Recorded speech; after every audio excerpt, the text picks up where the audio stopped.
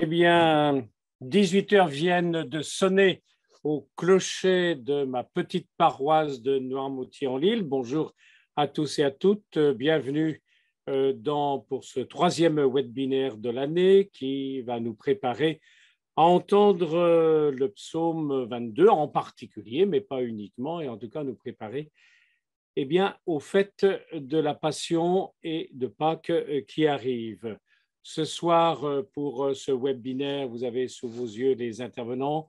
Donc, Sœur Sophie Ramon de l'Institut catholique, Béatrice Soiry, Roberto Gomez, tous les trois de l'Institut catholique, et puis Christine Renoir, qui est aumônier des hôpitaux de Paris pour la Fédération, pour l'EPU, pardonnez-moi, l'Église protestante unie, et qui en même temps est ici parce que elle participe à la revue Prier. C'est avec la revue Prier que nous avons élaboré ce webinaire.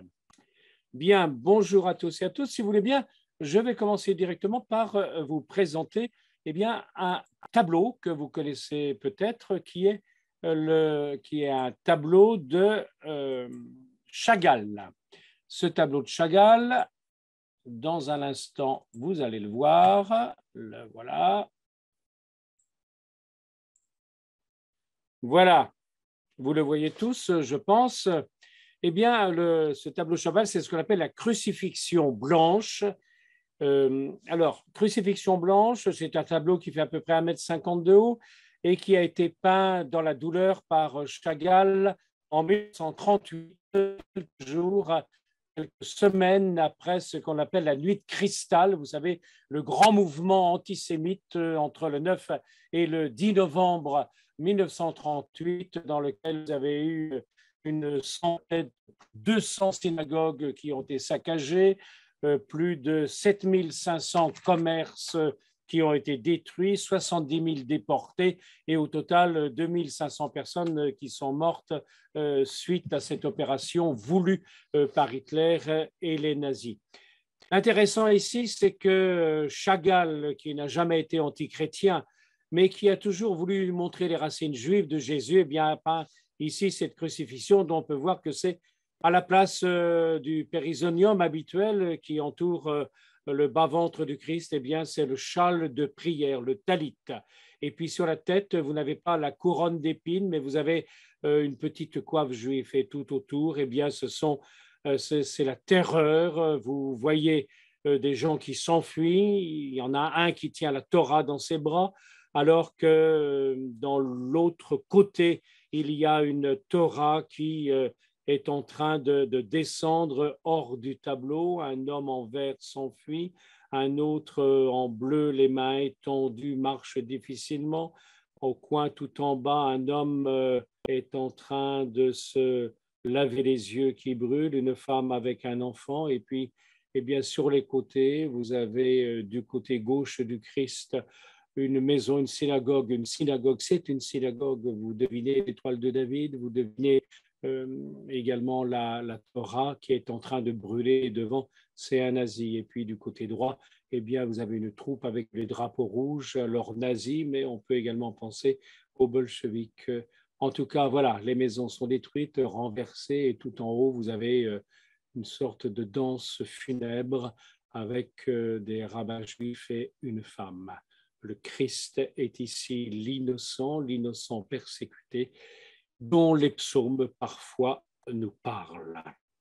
Pour nous introduire directement donc à la plainte des psaumes, mais en particulier est-ce que les psaumes nous parlent justement de ce Jésus, je vais laisser la parole à Béatrice Soiry. Donc, Béatrice, est-ce que tu veux bien nous introduire à l'ensemble du livre des psaumes et en particulier au fait que il est lié ou il n'est pas lié à Jésus? Merci beaucoup Gérard. Oui, avec plaisir. Je souhaite vous proposer tout simplement ce soir quelques points de repère. D'abord sur le livre des psaumes, pour ceux qui le découvriraient ou qui n'auraient pas eu l'occasion de l'étudier un peu. Et puis ensuite également quelques points de repère pour réfléchir à la question des liens entre le psautier et Jésus. Alors, c'est un peu comme le dit Isaïe, mon intervention, ça va être simplement de tracer une route pour ouvrir un espace pour que mes collègues ensuite puissent aborder des questions plus spécifiques. Donc, ça va être une présentation très générale. Donc ici, vous voyez, je vous ai mis une image que j'aime bien parce qu'elle représente le roi David, dont je vous reparlerai puisqu'il est censé être l'auteur des psaumes. Le roi David, qui, on le sait, jouait de la cithare pour apaiser le roi Saül quand il avait des sortes de crises de folie. Et ici, il est représenté en Orphée, c'est-à-dire à l'image de ce dieu grec revenu des enfers qui charme les animaux. Et dans l'Antiquité, on trouve des images de David en Orphée, mais aussi de Jésus en Orphée. Et l'association, le fait que la figure d'Orphée soit investie et par David et par Jésus est intéressante, on le verra pour notre sujet. Voilà, donc une mosaïque qui vient de Gaza et qui date du VIe siècle. Alors, entrons dans le livre des psaumes. Alors, pourquoi est-ce que mon PowerPoint ne défile pas? Voilà. Qu'est-ce que le livre des psaumes? De manière très simple, le livre des psaumes, c'est un livre qui, dans la Bible, contient 150 prières. Ces prières, sont choisies, excusez la faute, sont choisies parmi d'autres prières. Il y a dans le psautier, dans la Bible, des psaumes qui ressemblent à il y a des prières qui ressemblent à des psaumes et qui ne sont pas dans le livre des psaumes. Et puis on trouve dans la Bible aussi des psaumes qui sont dans le livre des psaumes puis qui sont aussi ailleurs dans la Bible. Donc sans doute que ce n'est pas toutes les prières qu'on chantait en Israël qui se trouvent dans le livre des psaumes, mais un recueil. On a fait un recueil. Ils sont réunis dans un livre, donc, qui se trouve dans l'organisation de cette bibliothèque qu'est la Bible, qui se trouve au début d'une partie, qui est une partie dite avec des écrits de sagesse, c'est-à-dire une partie qui recueille des livres de réflexion sur l'expérience humaine, sur la vie avec Dieu, et des livres de genre littéraire divers. Je ne peux pas m'engager davantage dans cette voie. Il est très difficile de dater les différents psaumes, mais on pense qu'ils ont été écrits sur plusieurs siècles avant l'ère chrétienne. Je ne sais pas quand est-ce que Sophie Ramon, qui est plus spécialiste du psautier que moi, daterait la clôture du psautier, peut-être au IIe siècle avant notre ère ou un peu plus tard, je ne sais pas, elle nous dira peut-être. Voilà, il y a des hypothèses diverses, mais écrits sur plusieurs siècles avant l'ère chrétienne, donc on a des textes d'époques très différentes, comme si, vous voyez, on avait dans un recueil des prières qui allaient du XIIe siècle jusqu'à aujourd'hui, par exemple, ou mettons, du XVe siècle jusqu'à aujourd'hui. Et puis, ce recueil de prières, où les prières se suivent les unes derrière les autres, donc est un recueil de prières de styles très différents et de genres très différents. Il y a des psaumes collectifs, où c'est tout le peuple qui parle à Dieu, et puis il y a des psaumes individuels, où c'est une voix, un je, qui prie seul. Il y a des psaumes qui sont manifestement faits pour accompagner la liturgie au temple, et puis il y en a d'autres pour qui c'est moins évident. Et puis, on entend aussi tous les tons de la prière. Il y a des psaumes qui sont des psaumes de louange, où on rend gloire à Dieu pour ce qu'il est, pour sa création, pour sa magnificence, pour sa gloire, pour son règne, etc. Il y a des psaumes d'action de grâce, où on le remercie pour une expérience heureuse qu'on a faite, ou pour un salut, une expérience, voilà. Et puis, il y a beaucoup de psaumes de supplication, où celui qui prie, celui ou ceux qui prient, demandent à Dieu de les libérer, soit de la guerre, soit d'une maladie, soit de l'injustice. Il y a aussi des psaumes où on se remémore l'histoire des pères et où on la médite. Voilà des psaumes de différents genres. Alors, le psautier, c'est un monde immense, un monde complètement fascinant, un monde dans lequel il y a 1000 voix pour rentrer. Je vais seulement vous en proposer deux, comme deux fils rouges que l'organisation du psautier nous invite à considérer. D'abord, le psautier, on peut le comprendre comme un livre pour méditer la Torah, la loi. Vous savez, cette première partie de l'Ancien Testament qui recueille donc 5 livres attribués à Moïse, la Genèse, l'Exode, etc., qui sont le cœur de la vie juive, en fait. Et il se trouve que le livre des psaumes est organisé en 5 petits livrets. On pourrait dire de même qu'il y a 5 livres dans la Torah, il y a 5 livrets dans les psaumes. Donc, un livre pour accompagner la méditation de la Torah. Premier axe, je vais y revenir. Et puis, il y a une autre chose qui est frappante, c'est pour ça que je vous mettais une image de David, c'est que la tradition attribue à David d'être l'auteur des psaumes. Et certains psaumes portent un titre qui se traduit par à David ou pour David, enfin on ne sait pas très bien, mais qui lie le psaume à un épisode de la vie de David. Comme si le psautier permettait d'entrer dans la prière du roi choisi par Dieu. Et on n'oubliera pas que David est roi parce qu'il a reçu l'onction du prophète Samuel, et que oindre en hébreu, ça se dit Mashiach, et le oint, c'est le Messia, le Messie. Donc David est une figure messianique est Messie parce qu'il a reçu l'onction. Ce qui ne veut pas dire encore Messie au sens où on l'entend à l'époque de Jésus. Le Messie, c'est celui qui a reçu l'onction. Le jeune qui est confirmé, c'est un Messie, il a reçu une onction. Et le livre des psaumes est précédé d'une sorte d'introduction dans lequel qui est constitué des psaumes 1 et 2, qui peut être comme un porche d'entrée. Le psaume 1 chante le bonheur de celui qui médite la Torah, et donc qui va parcourir ces 5 livrets. Et le psaume 2 raconte une sorte d'intronisation d'une figure qui pourrait être une figure de Messie. Il y a plein d'hypothèses, je le dis avec plein de points d'interrogation partout, mais en tout cas, au cœur de ce psaume, on lit cette phrase « Tu es mon fils, moi, aujourd'hui, je t'ai engendré », qui serait une formule qui serait proclamée au moment du rite de consécration du roi. Voilà. Alors, quel est le rapport de Jésus avec les psaumes? Peut-être ce qu'on peut dire, et puis peut-être une sous-question, est-ce que les psaumes parlent de Jésus, en fait? La première chose qu'on peut dire, c'est que les psaumes étaient un livre, ou le livre, enfin, était un livre avec lequel les Juifs priaient à l'époque de Jésus. Et Jésus a prié les psaumes. Et on en a une trace très précise dans l'évangile de Matthieu, quand, après avoir célébré la scène au Cénacle, Jésus part au mont des Oliviers, et à ce moment-là, on lit dans le texte, après avoir chanté les psaumes, ils sortirent pour le mont des Oliviers. Donc une trace d'un rite liturgique, probablement lié à la fête de Pâques, qui était accompagné du chant des psaumes. Donc Jésus chantait les psaumes. Ça, c'est un premier point. Et puis, dans le Nouveau Testament, et surtout dans les évangiles, mais ailleurs aussi, il y a beaucoup de citations de psaumes. Et ça, c'est tout à fait significatif du travail que les auteurs du Nouveau Testament ont fait, et notamment les auteurs des évangiles, c'est-à-dire qu'ils ont relu les psaumes à la lumière de l'expérience qu'ils avaient faite avec Jésus. Donc, c'est ça, peut-être le lien le plus fort entre Jésus et les psaumes, c'est la manière dont, à la lumière de leur vie avec Jésus et de la mort et de la résurrection de Jésus, les auteurs, les premières communautés chrétiennes et les auteurs des évangiles ont relu les psaumes et ont vu dans les psaumes, ou ont lu dans les psaumes, des éléments qui leur parlaient de Jésus. Alors, je vais prendre quelques exemples. Les auteurs, donc je ne sais pas quoi, les auteurs, les citations, donc les citations de psaumes sont utilisées pour dire quelque chose du mystère de Jésus, pardon.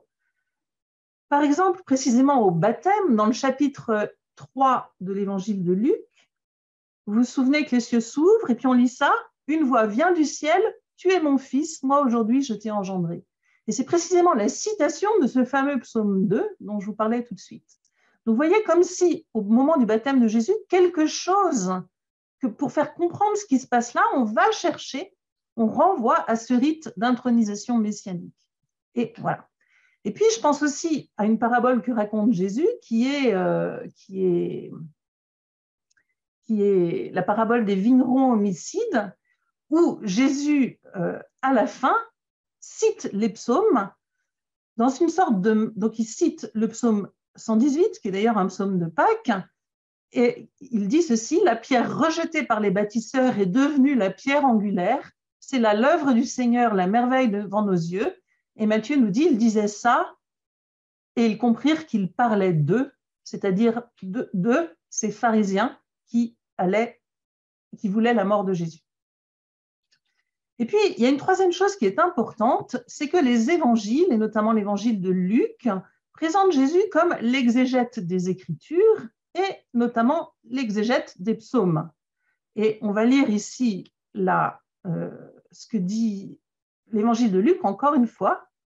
Jésus leur déclara, donc là c'est le matin de la résurrection, ou le soir, pardon, le soir de la résurrection, après l'épisode d'Emmaüs, il y a une deuxième apparition de Jésus au 11, et Jésus leur dit, « Voici les paroles que je vous ai dites quand j'étais encore avec vous. Il faut que s'accomplisse tout ce qui a été écrit à mon sujet dans la loi de Moïse, les prophètes et les psaumes. » Vous voyez que Jésus cite d'une certaine manière toute la Bible dans ces trois parties telles que les Juifs la considèrent, la loi de Moïse, les prophètes, et puis est-ce qu'il s'agit seulement du livre des psaumes ou du premier livre qui ouvre cette partie avec des écrits de sagesse, qui est la troisième partie? On ne sait pas très bien, mais en tout cas, ici, les psaumes sont nommés. Alors, je continue. Alors, il ouvrit leur intelligence à la compréhension des Écritures. Il leur dit, « Ainsi est-il écrit que le Christ souffrirait, qu'il ressusciterait d'entre les morts le troisième jour, et que la conversion serait proclamée en son nom pour le pardon des péchés à toutes les nations, en commençant par Jérusalem. À vous d'en être les témoins. » Ou encore, vous en êtes les témoins. Merci, Béatrice. Merci, Béatrice, pour cette présentation synthétique de l'ensemble du livre des psaumes. Auriez-vous un dernier mot à dire pour synthétiser votre propos?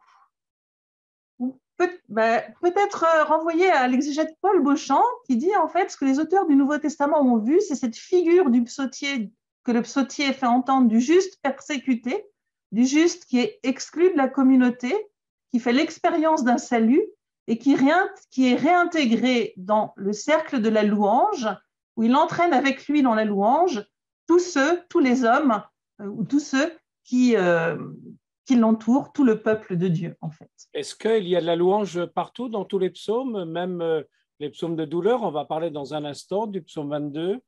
Alors, il n'y a pas de la louange dans tous les psaumes de douleur, mais dans beaucoup, c'est-à-dire que précisément, il y a souvent un parcours qui part de la supplication, qui dit la douleur, et puis qui tout d'un coup débouche dans une expérience de salut et dans de la louange ou dans de l'action de grâce. Et je ne voudrais pas empiéter davantage sur ce qui va être dit ensuite, notamment du psaume 22.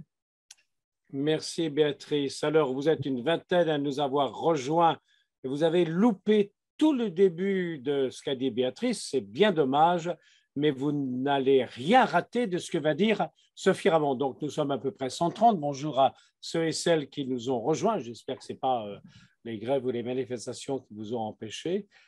En tout cas, Sophie, vous êtes spécialisée, vous êtes concentrée sur le psaume 22, donc que nous connaissons bien. Mon Dieu, pourquoi m'as-tu abandonné? Merci, je ne sais pas si je suis spécialisée, mais effectivement, je me suis concentrée. Alors, je vais mettre moi aussi un diaporama pour aider. Voilà, est-ce que c'est bon pour vous? Voilà, j'ai intitulé mon petit propos d'aujourd'hui avec ce titre « Entre plainte et confiance », le psaume 22.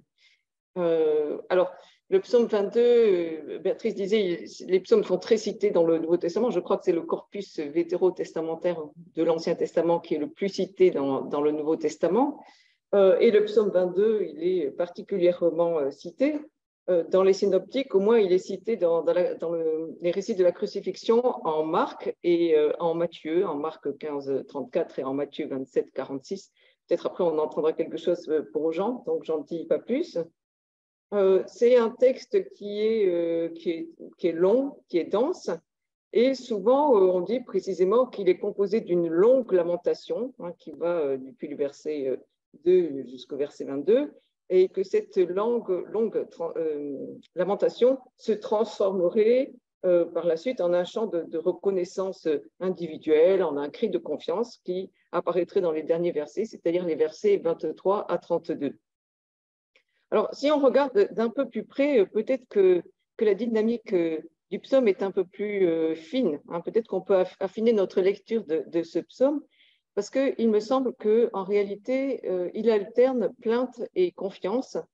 Et finalement, peut-être que ça dessine pour nous et pour les auditeurs et les lecteurs de tous les temps une sorte d'itinéraire, qui est peut-être un itinéraire spirituel. Alors, c'est quand même le bon moment pour parler de chemin spirituel.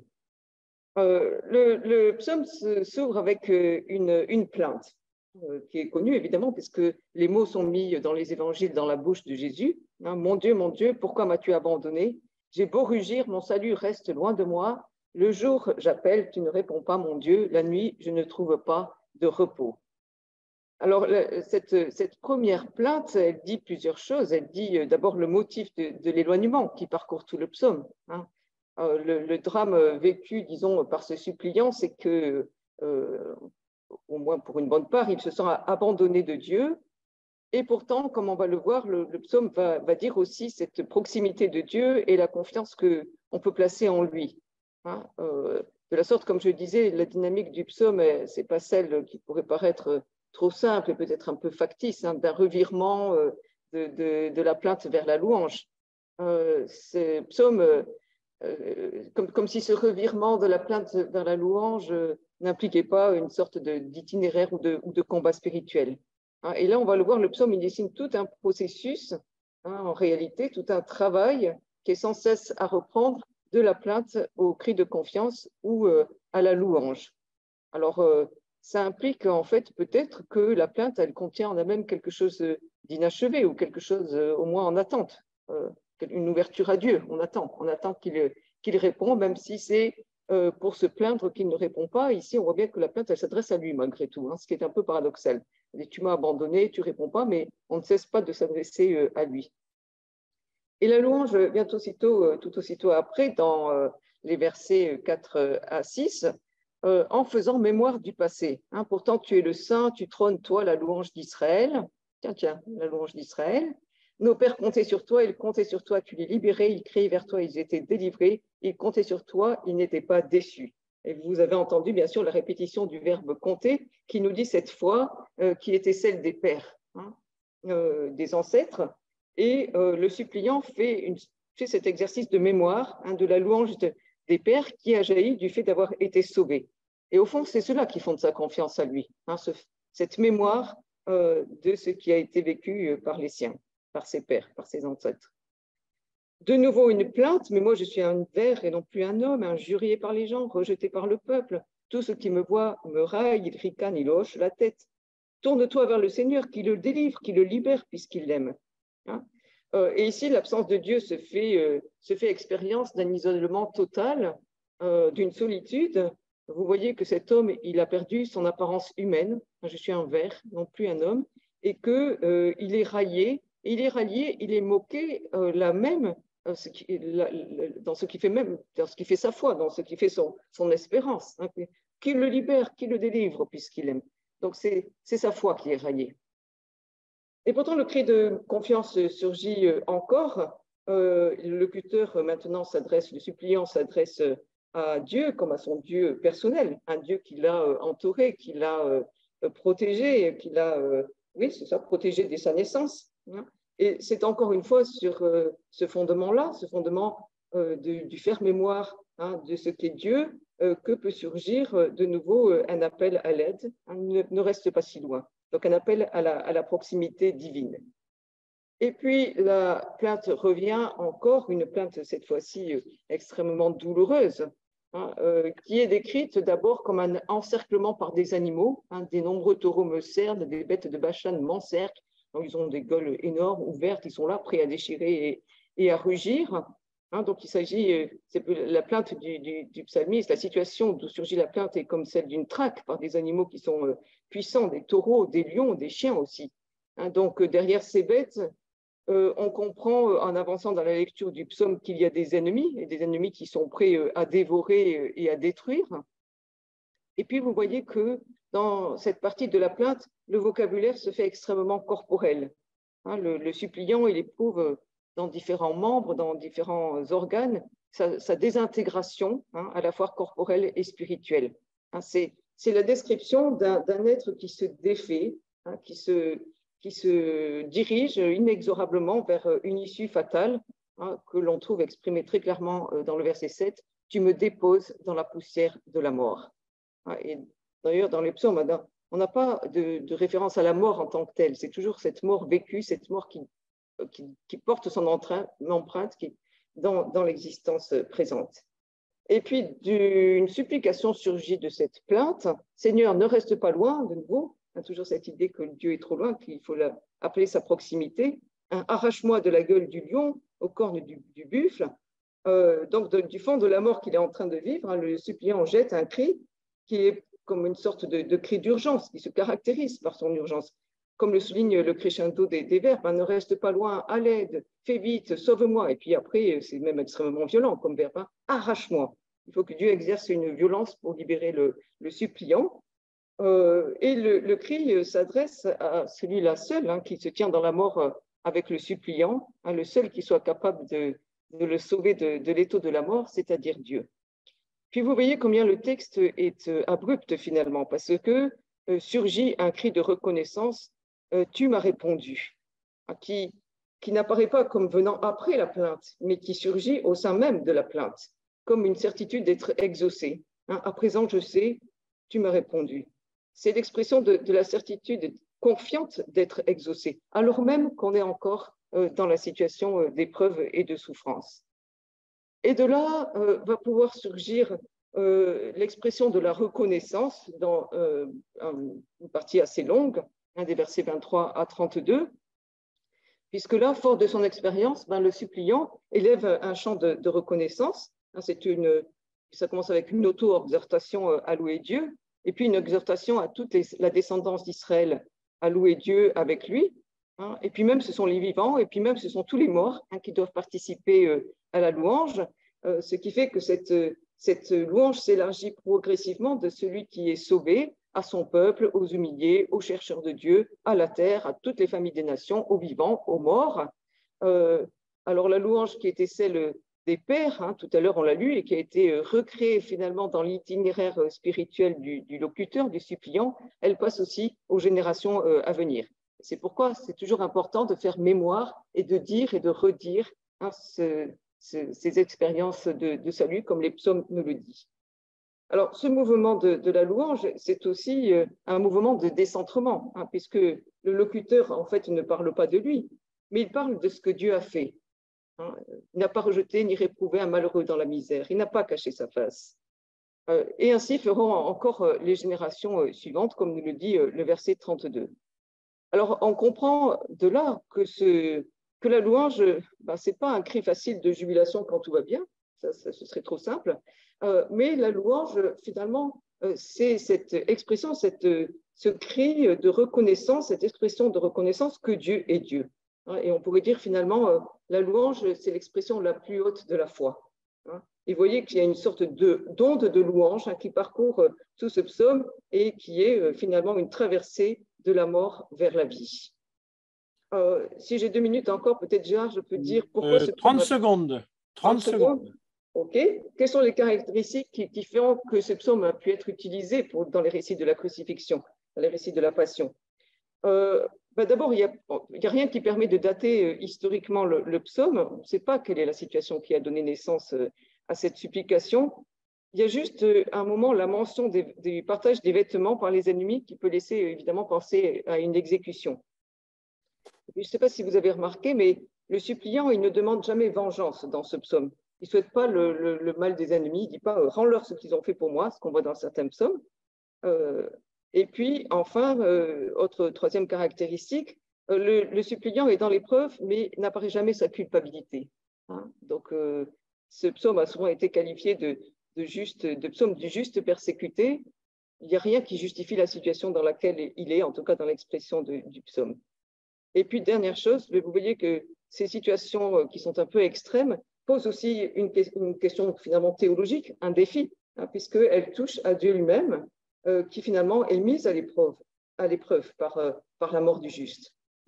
Et donc, ce psaume a été tout à fait désigné pour parler de la mort de Jésus. Voilà. Merci Sophie. Merci Sophie. On va, si vous voulez bien, passer directement à ce que Roberto va nous dire. Je n'ai pas de questions, mais peut-être ai-je oublié de vous dire tout au début que vous avez au bas de votre écran, si vous connaissez bien désormais l'usage de nos webinaires, vous avez questions-réponses et discussions, utiliser discussion ou questions-réponses, et puis ça me permettra tout à l'heure de rebondir. Voilà.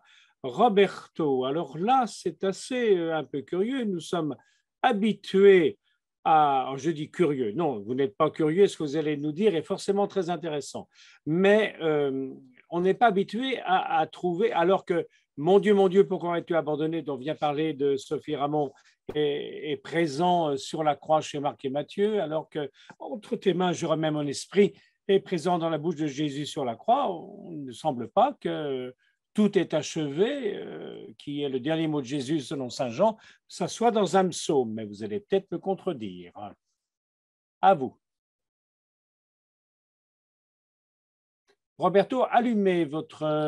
Ça y est. Ça y est. Donc, bonsoir à toutes et à tous. Et je vais vous parler donc de l'utilisation par l'évangile de Jean des psaumes dans le récit de la passion de Jésus. Je donnais un titre, une offrande parfaite, la prière de l'homme Dieu à l'heure de sa mort dans l'évangile de Jean. En préambule, si chacun de nous avait à raconter la passion de Jésus, je suis persuadé que nous ne raconterons pas exactement la même chose. Un tel insistera sur un aspect, un autre sur un autre aspect. De la même manière, les 4 évangélistes construisent un récit de la passion de Jésus, mais chacun le fait selon ses sources, sa propre sensibilité, sa propre expérience de foi, sa théologie, sa christologie, et encore selon... Roberto, juste une petite chose, est-ce que vous pouvez mettre sur l'ensemble de l'écran, c'est-à-dire qu'au bas de votre écran, vous le mettez en diaporama? C'est fait, pour moi c'est fait. Non, voilà, maintenant c'est bien. Non, pas encore, allez-y. Moi je ne le vois pas. Non, alors reprenez. Bon, ok. Allez-y. Bon, donc chaque évangéliste donc ferait un récit différent de la passion de Jésus. Donc je vais vous parler de l'utilisation des psaumes dans la passion de Jésus, mais il me semble important de vous dire comme au préambule ceci. Jésus, dans le 4e évangile, ne subit pas la passion. Il ne la vit pas de manière passive. Il reste le maître, il reste libre et souverain. Donc ces psaumes dont on vient de parler, on va voir quelle utilisation il en fait. Déjà dans le chapitre 10, Jésus avait dit « Le Père m'aime parce que je donne ma vie, parce que je dépose ma vie pour ensuite la recevoir de nouveau. Personne ne me l'enlève, mais je la donne de moi-même, j'ai le pouvoir de la donner, j'ai le pouvoir de la recevoir à nouveau, tel est le commandement de mon Père. » Le Jésus de l'évangile de Jean est bien différent de celui des synoptiques, Matthieu, Marc et Luc. On ne lui enlève pas la vie, on ne lui arrache pas la vie, c'est bien lui qui la donne. Au chapitre 13, au début de ce qu'on appelle la deuxième partie de l'évangile de Jean, Jésus sait que son heure est arrivée. Avant la fête de la Pâque, Jésus, sachant que son heure est venue, l'heure de passer de ce monde à son Père, lui qui avait aimé les siens qui étaient dans le monde, les aima jusqu'à l'extrême, il se lève de table, il dépose son vêtement et il reprend son vêtement. Finalement, Jésus, à un moment donné aussi, il est troublé par la proximité de la passion. Et qu'est-ce qu'il dit? Mon âme est troublée, et que dirais-je? Père, sauve-moi de cette heure. Mais c'est précisément pour cette heure que je suis venu. Père, glorifie ton nom. Alors une voix se fit entendre, je l'ai glorifié et je le glorifierai encore. Ainsi, Jésus conduit l'écriture à son achèvement. C'est le dernier mot donc de la passion. Tetelestai, tout est achevé. Au moment où tout semble vaciller, en fait, tout s'accomplit. Ainsi, la mort de Jésus est un retour dans la gloire et une révélation de la condition du Fils de Dieu. Jésus apparaît donc d'emblée dans ces récits de la Passion comme le roi et en même temps comme le sacrifice apte, recevable, agréable pour le pardon des péchés. Jésus est condamné finalement dans un moment précis, à une heure précise. C'était la 6e heure de la préparation de la Pâque, vers la 6e heure. Alors, je voudrais parler de ce psaume 22, dont Sophie nous parlait tout à l'heure. L'évangéliste Jean, comme les autres évangélistes, sait qu'un juif pieux devait mourir en récitant des prières. Et un juif pieux pouvait réciter ce psaume avant de mourir. Mon Dieu, pourquoi m'as-tu abandonné? Nous pouvons supposer que Jean connaissait l'évangile de Marc et en particulier le récit de la Passion. Cependant, ce sentiment d'abandon, Dieu qui m'abandonne, n'est pas compatible avec la christologie de l'évangile de Jean. Tout en connaissant le psaume 22 en question, Jean met plutôt en avant une autre scène, une autre image, celle du partage des vêtements. Donc vous l'avez là, il me semble, c'est ça? Là, oui. Le partage des vêtements. Les soldats se dirent entre eux, ne déchirons pas la tunique, tirons plutôt à sort pour savoir qui l'aura, en sorte que soit accomplie l'écriture, ils se sont partagés mes vêtements et ma tunique, ils l'ont tirée au sort. C'est l'expression qui apparaît dans le psaume 22, verset 19, ils se partagent mes vêtements et tirent au sort mes habits. De ce psaume 22, qui est donc l'expérience de quelqu'un qui subit la mort de manière injuste, l'évangile de Jean retient ces dépouillements et des vêtements. Le partage des vêtements est une coutume ancienne bien connue lors des crucifixions. Jean la connaît aussi. Par contre, ce qui est étonnant, c'est que la tunique est préservée, la tunique étant sans déchirure. Or, notre propos ici est de rendre compte de la citation de ce psaume 22-19. Le psaume 22, donc, est un psaume de supplication. Le priant expérimente l'abandon de Dieu d'abord et finalement son intervention. Jean souligne simplement le partage des vêtements et le met en lien avec l'accomplissement des Écritures. Ce que font les soldats romains, apparemment de leur propre chef et selon les normes prévues par la loi romaine, relève du dessein de Dieu consigné dans l'Écriture. Tous les détails du texte johannique pointent en ce sens. Sans le savoir et à leur propre dépens, les soldats font quelque chose qui accomplit les Écritures. Rappelez-vous que c'est une habitude de l'Évangile de Jean de faire jouer aux adversaires de Jésus des choses importantes, de dire des choses prophétiques. Rappelez-vous, Pilate dira que Jésus est roi. Caïphe, lors de la condamnation à mort, il dira « il vaut mieux qu'un homme meure et non pas toute la nation ». Et maintenant, ici, on comprend aussi que ces soldats sont en train de faire quelque chose pour que les Écritures soient accomplies.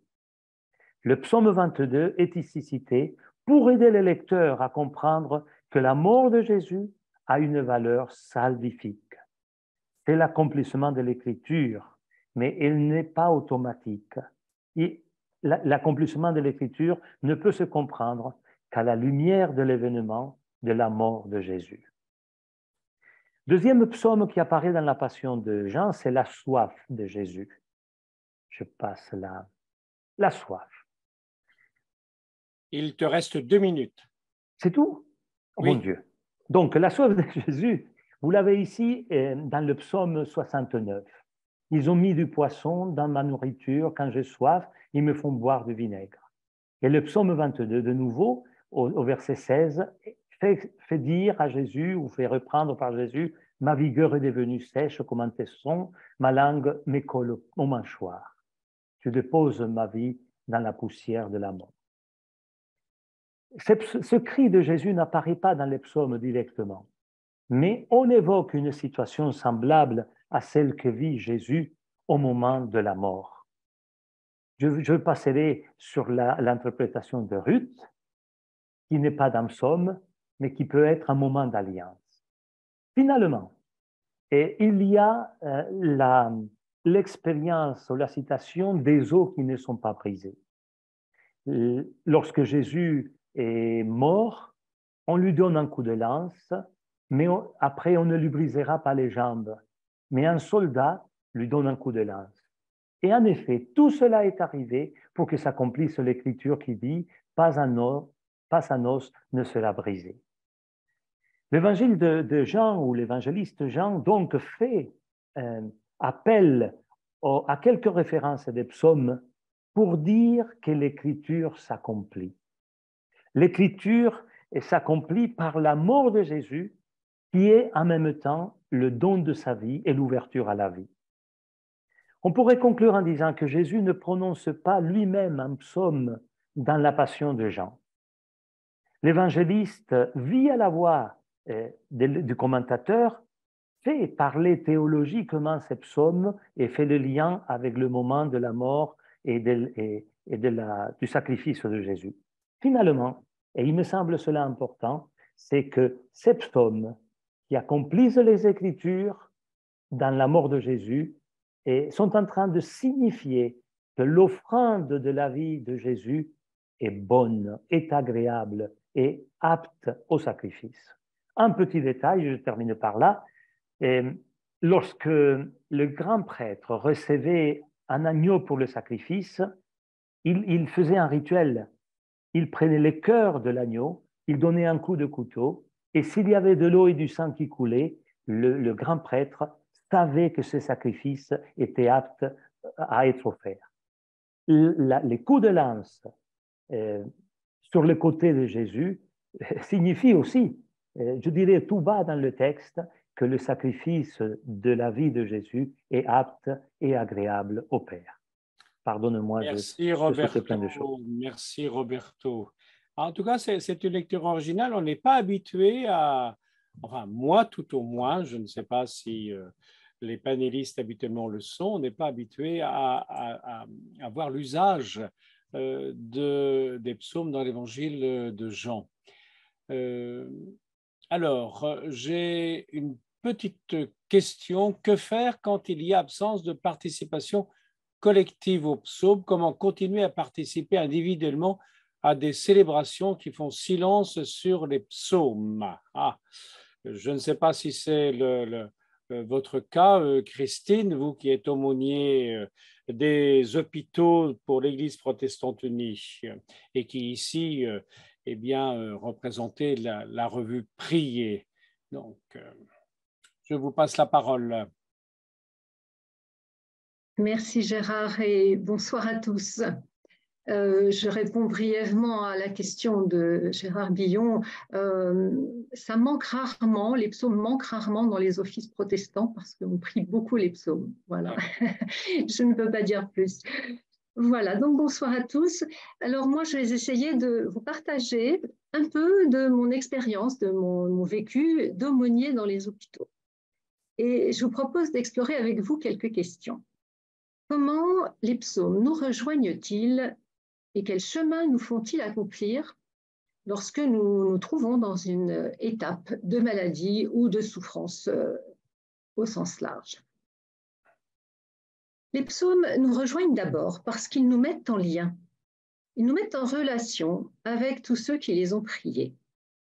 Et à ce titre, ils nous aident, lorsque nous vivons une situation difficile, à sortir de notre isolement. Car, vous l'avez sans doute remarqué, la souffrance, qu'elle soit psychique ou qu'elle soit physique, elle nous isole, elle nous fait nous replier sur nous-mêmes. Or, les psaumes, ce sont des histoires de vie. Derrière chacun, en particulier les psaumes individuels, il y a un être vivant qui pleure, qui souffre, mais qui rend grâce aussi, et qui vient nous rencontrer par-delà les siècles. Un psaume, c'est un peu un ami. Avec lui, nous ne sommes plus seuls. Les psaumes, on l'a déjà dit, évoquent aussi la mémoire des pères, des anciens. Et c'est aussi une façon de nous rejoindre. Lorsque le psaume 66, par exemple, dit « Le Seigneur changeait la mer en terre ferme, on passait le fleuve à pied sec ». C'est un rappel d'un événement du passé, mais c'est un peu comme s'il murmurait à notre oreille. Un jour, tu sais, la mer sera devant toi, mais Dieu te fera traverser, alors n'aie pas peur. Les psaumes nous relient aux croyants de tous les temps et ils tracent un passage pour nous aussi, un passage à travers l'épreuve. Ensuite, je crois que les psaumes nous rejoignent car ils nous prêtent leurs mots.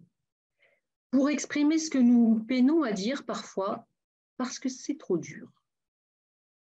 Je repense à une femme que j'ai rencontrée à l'hôpital. Elle ne se plaignait jamais. Elle ne refusait aucun traitement. Face aux soignants, elle voulait être une bonne patiente. Et puis, elle ne voulait pas se confier à son fils non plus, de peur d'ajouter de l'inquiétude à sa fatigue. Il venait la voir tous les soirs. C'est un exemple pour vous dire qu'il arrive bien souvent que l'on taise ses peurs, sa lassitude, parfois par pudeur, parfois pour ne pas peiner ses proches. Alors la prière des psaumes, qu'est-ce qu'elle fait ? Elle ouvre un espace de liberté. Elle libère la plainte qui était jusqu'alors retenue, empêchée et qui étouffe. Les auteurs des psaumes, ils mettent des mots sur ce qu'ils ressentent, mais sur ce que nous pouvons nous aussi ressentir. Ils osent explorer leurs angoisses, leurs révoltes, sans rien cacher. Alors je voudrais dire, n'ayons pas peur d'entendre crier le psalmiste, parce que d'une certaine façon, il nous autorise à crier à notre tour. Car un psaume, c'est souvent d'abord un cri qui peut même surprendre, déranger par sa force. J'aimerais prendre avec vous un exemple, le début du psaume 4. Quand je crie, réponds-moi, Dieu, ma justice. Toi qui me libères dans la détresse, pitié pour moi, écoute ma prière. Cet homme lance un cri, mais dans le même temps, il témoigne d'un sentiment de libération. Toi qui me libères dans la détresse. Dans le texte hébreu, littéralement, c'est « toi qui me mets au large ». C'est comme si Dieu avait desserré les liens qui l'étouffaient, qui l'empêchaient de respirer et qui lui avaient rendu la vie. Ce cri du psaume, cela peut être celui d'une personne en souffrance et c'est aussi mon cri à moi aussi, lorsque j'accompagne une personne qui souffre. C'est mon cri devant l'absurdité de la souffrance, devant cette souffrance à laquelle je ne peux pas me résigner, je ne peux pas m'habituer. Et je crois que c'est bien ainsi, que je ne considère jamais la souffrance comme banale, comme explicable, qu'elle reste irréductible à mes explications, tout en sachant qu'elle peut peut-être, je mets toujours peut-être, être traversée. Avec une personne en souffrance, quand je repense à mon expérience, on ne lit pas les psaumes, on les prie ensemble. Prier un psaume avec une personne, c'est porter ensemble la déchirure, le malheur. J'ai côtoyé, vous vous en doutez, des personnes dans des situations tragiques, des personnes trop jeunes pour mourir, pour laisser leurs enfants, des personnes qui mouraient dans la solitude, dans l'abandon. Alors j'ai eu envie de crier, moi aussi, parfois. Les psaumes n'apportent pas de réponse à l'énigme du mal, de la souffrance, mais ils peuvent ouvrir une brèche, une fenêtre. Alors, et ce sera mon troisième point. J'ai encore 1 minute ou deux Oui, 2 minutes, oui. Alors, ce sera donc mon troisième point, prier un psaume. Cela peut devenir le début d'un chemin. On a déjà utilisé ce mot, chemin spirituel. Même, encore une fois, s'il ne s'agit pas d'édulcorer la souffrance qui reste un mal à combattre. Un chemin spirituel peut parfois être vécu avec un psaume. Chemin spirituel parce que devant Dieu, nous pouvons consentir à ce que nous sommes aujourd'hui, et c'est important d'être dans la vérité, dans l'authenticité de son être. Chemin spirituel parce que prier les psaumes, c'est à la fois accueillir les sentiments qui nous traversent, mais aussi les déposer devant Dieu et donc alléger notre fardeau. Chemin spirituel parce que prier les psaumes, c'est retrouver Dieu, ce Dieu que parfois on sent lointain. Je reviens au psaume 22 qui a été exploré largement en disant « Mon Dieu, pourquoi m'as-tu abandonné ?» Déjà, on le retrouve Dieu puisqu'on lui parle. L'écrivain Christian Bobin disait à ce propos « C'est la parole la plus amoureuse qui soit. Elle est le cœur de l'amour. Sa flamme qui tremble se couche et ne s'éteint pas.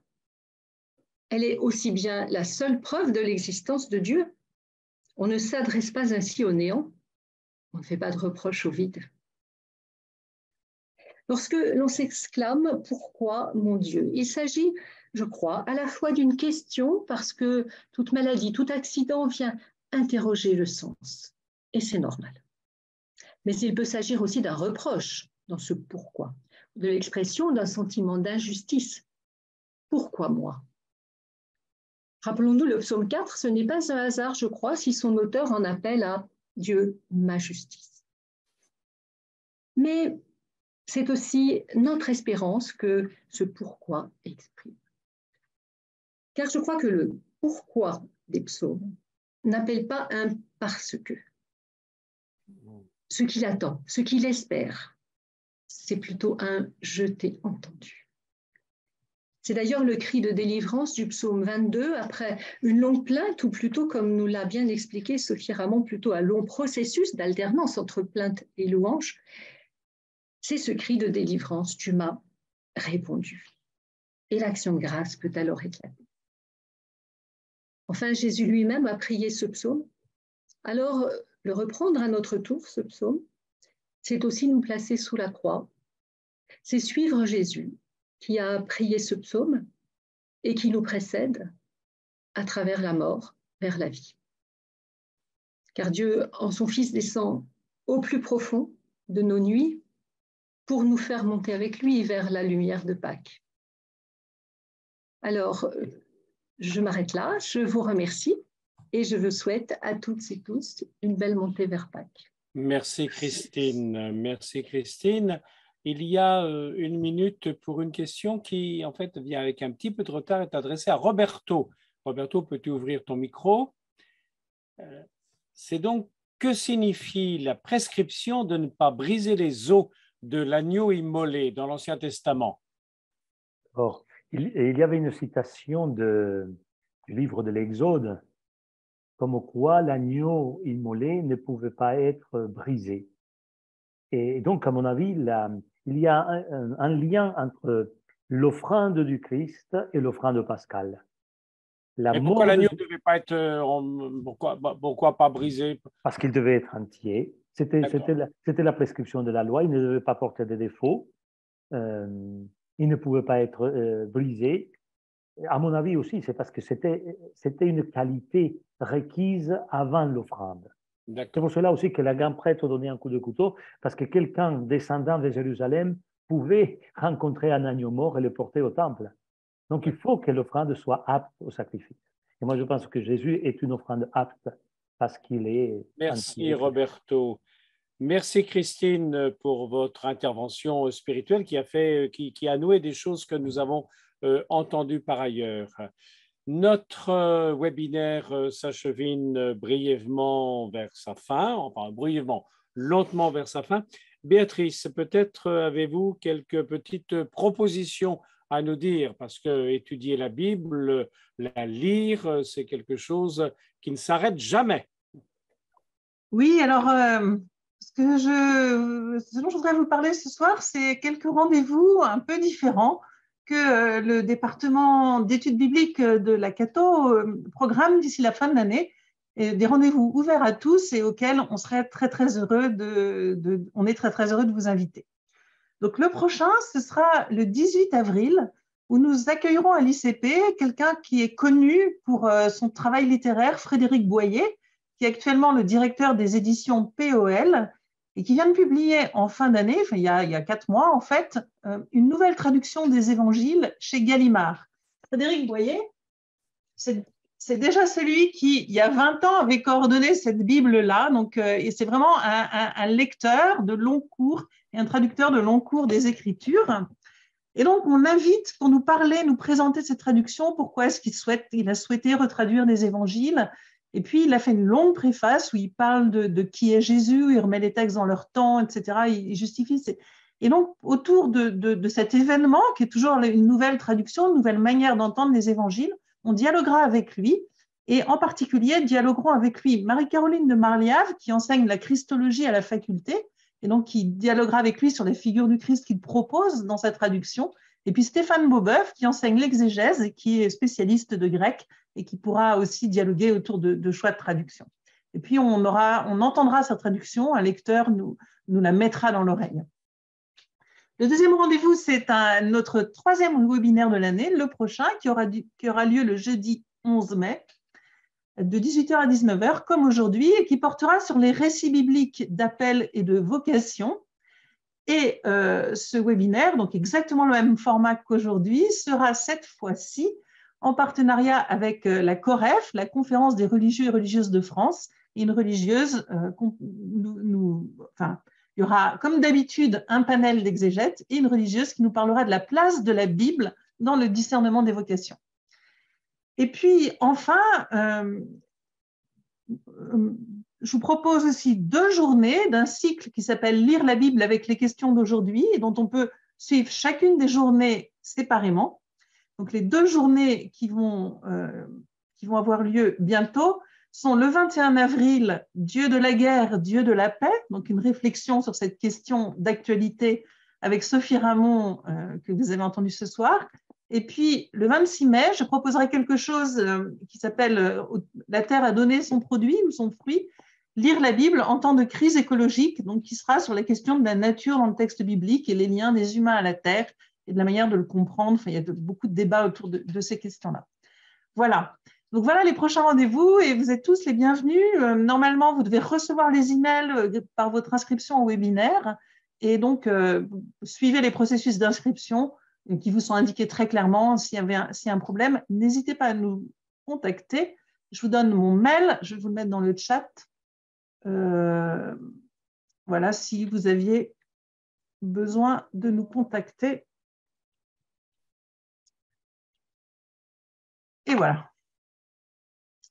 Voilà, Gérard. Parfait. Merci Béatrice. Eh bien,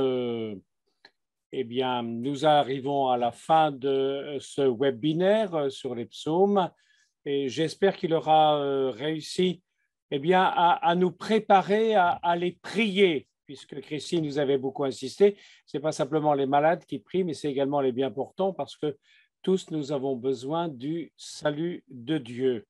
Nous allons vous quitter dans un instant.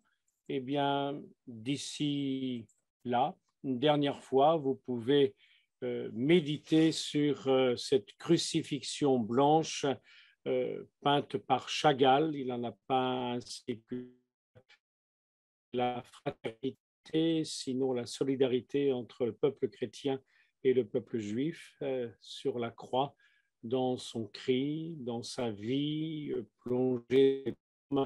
Jésus prend avec lui tous les souffrants, tous ceux et celles qui ont besoin d'entendre que Dieu prend compassion d'eux et les sauve. Merci à tous et à toutes. Bonne fête de la Passion et de Pâques et au mois de mai. Au revoir.